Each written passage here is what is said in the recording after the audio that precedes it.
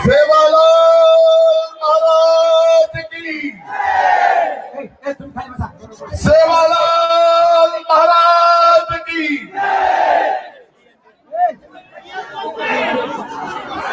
मराठवाड्यातील बंजारा समाज बांधवांना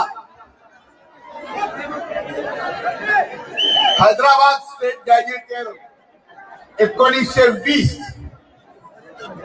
नुसार बंजारा समाज बांधवांना अनुसूचित जमाती प्रवर्गातून आरक्षणाचा लाभ देण्यात यावा यासाठी ही अभूतपूर्व मोर्चा आज या ठिकाणी आला आहे।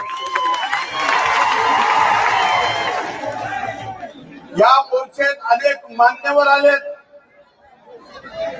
त्या सर्वांची नावं घेऊन मी वेळ घालत नाही। आप आपला गोर समाज आहे, बांधव एकजुटी जम गए था।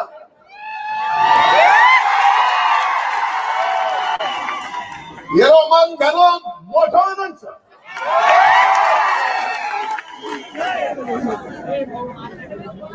તમારે એકજૂટીનો મારો નમસ્કાર છો।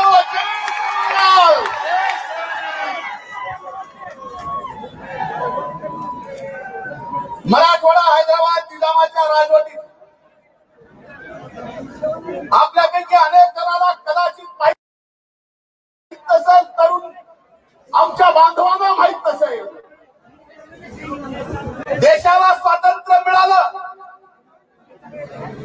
पण 1 वर्षानंतर या मराठवाड्याला स्वातंत्र्य मिळालं। ते 17 सप्टेंबरला आपण स्वातंत्र्य मराठवाड्याचं मराठवाडा मुक्ती दिन म्हणून साजरा करतो। हो बोलतायत त्याला, कारण हा मराठवाडा निजामांच्या ताब्यात होता। या मराठवाड्यावर सर्व कायदे तत्कालीन होते आणि निजामकालीन कायदे संयुक्त महाराष्ट्र झाल्यानंतर, मराठवाडा मुक्त झाल्यानंतर त्यातले काही कायदे महाराष्ट्र सरकारने बदलले त्या काळात। पण आज मला आपल्याला एवढंच सांगायचं की मी महाराष्ट्र सरकारचे आभार मानेन। कुठल्याही गोष्टीचा विचार न करता महाराष्ट्रातल्या सर्व समाजाला न्याय देण्यासाठी आणि मराठवाड्यातल्या खासकर सर्व समाजाला न्याय देण्यासाठी हैदराबाद गॅजेट लागू केलं।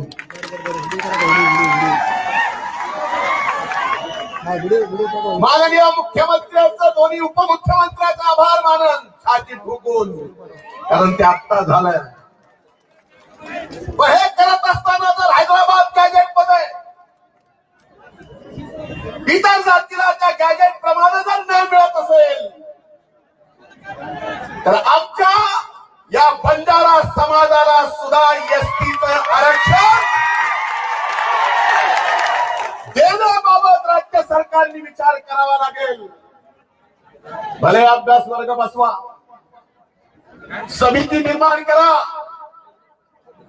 समिती निर्माण करून या मराठवाड्यातल्या हैदराबाद गॅजेट प्रमाणे एसटीचं आरक्षण मिळण्यासाठी सरकार सुद्धा प्रयत्न करेल, हाही या ठिकाणी मी आपल्याला विश्वास देतो। आज या बंजारा समाजाला तेलंगणात एसटी आहे, राजस्थानात एसटी आहे। कालकुटे साहेब, आम्ही सुद्धा एसटीच आहे तिकडं।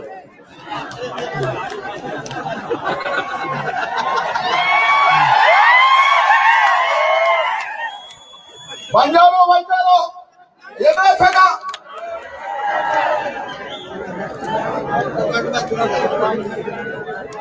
माझ्या कर्नाटकमध्ये, राजस्थानमध्ये आणि इतर अनेक राज्यांमध्ये या गोरमाटी समाजाला एसटीचं आरक्षण असेल, महाराष्ट्र सरकार सुद्धा या बाबतीत विचार करेल आणि हा विचार करायला मी या ठिकाणी नक्कीच आपल्या सर्वांच्या सोबत आहे।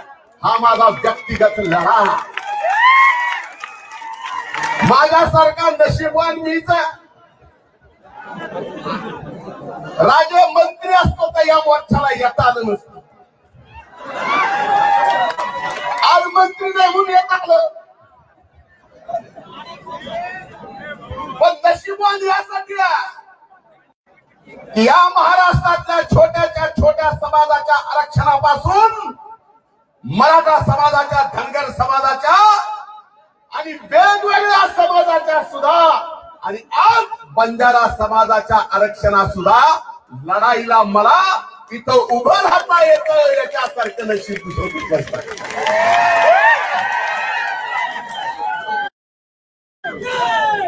म्हणून या ठिकाणी मी सरकारला विनंती करीन, भलेही हैदराबाद कायद्यामध्ये अनेक समाजाला अनेक वेगवेगळे आरक्षण आहेत, ते आरक्षण असताना सुद्धा या ठिकाणी